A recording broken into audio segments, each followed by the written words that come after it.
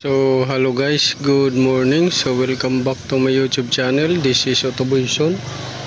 So ngayon guys, ang gagawin natin ngayon ay magre-repair tayo ng fuel pump ng Nissan Sefero V6 engine. So ito siya, kaya pupugak-pugak dahil barado na yung fuel filter niya doon sa intang. Barado na, kaya pumupugak-pugak to. Tapos walang pwersa. So yan yung so ang ginawa natin, dahil walang mabili dito sa area natin, i-repairin natin ito. So ngayon, ito yung ipapakita ko sa inyo na technique kung paano mag-repair nito na hindi magbara agad ng basta-basta. So ito guys, bumili lang kayo ng Scotch-Brite. Ito, bili kayo Scotch-Brite. Tapos ngayon, yun ang itapan ninyo para hindi rekta na magbara dito sa filter na to. Kasi yung filter na to guys ay sobrang pino. Mas pino pa to sa butas ng karayom. So madaling magbara to. So yan yung i-repair natin para magkaroon kayo ng idea kung paano mag-repair nito.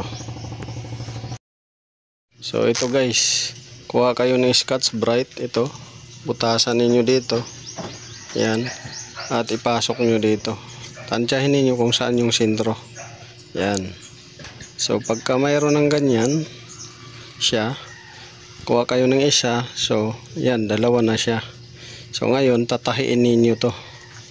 Tatahiin ninyo tong dalawa na to para hindi sila maghiwalay.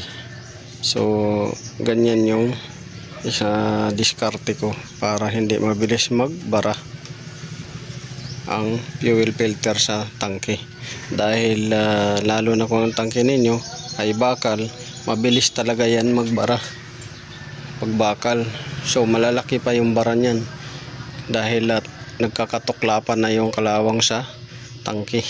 So yan yung dahilan kung bakit yung injector ninyo nasisira, dahil lumulusot na doon yung kalawang at napupundo na doon sa injector. So hopefully ito, yung injector nito, observe natin kung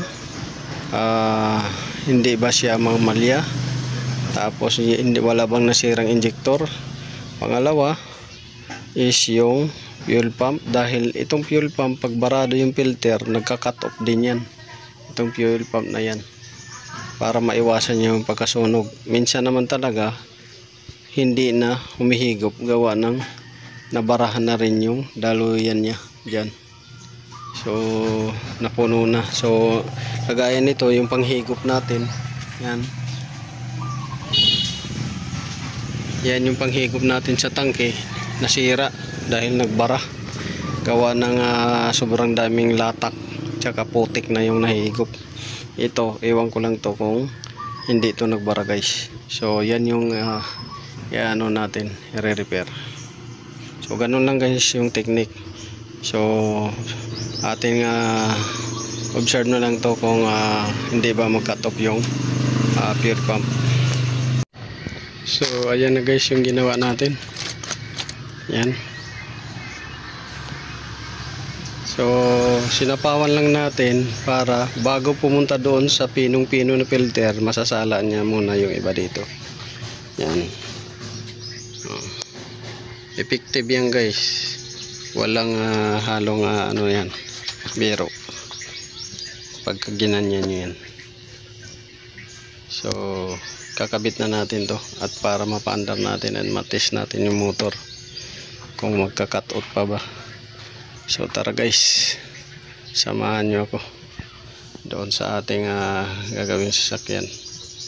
So pagka ganito, bago pumunta doon sa pinong-pino na kuhan filter, dadaan niya muna dito yung malalaki at maliliit.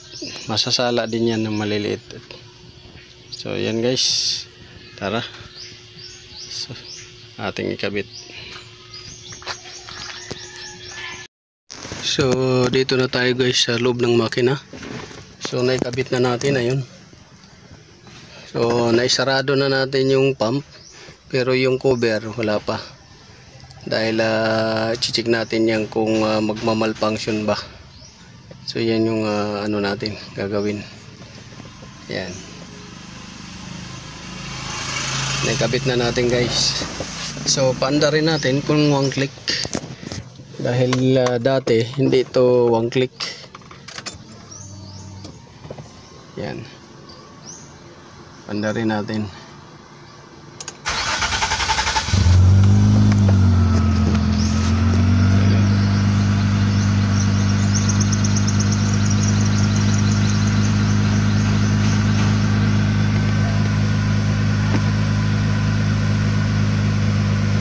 So yung RPM dito guys, sira kasi yung RPM minsan papatong dyan ng tama, minsan nandito sa kalahati.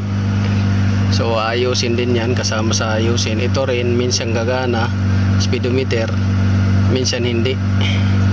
Tapos ito, fuel pump, so far gumana na siya. Ito gumagana rin to, pero check natin kung gagana. So yung dalawa na yan ang gumagana sa gilid-gilid. So yun, ulitin natin ulit pagpaandar.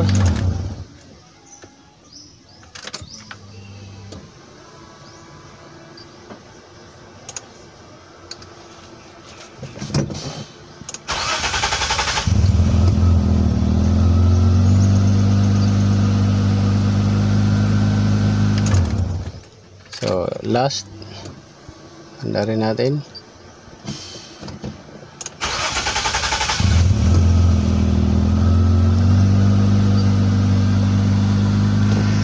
So yun. So kung nagustuhan nyo to guys, yung video natin, don't forget to like, share, subscribe my YouTube channel, Autoboyson. At pag-support ng ating channel. Huwag nyo i-skip po yung ads natin para makagawa pa tayo ng mga ibang content. So maraming salamat. This is Autoboyson.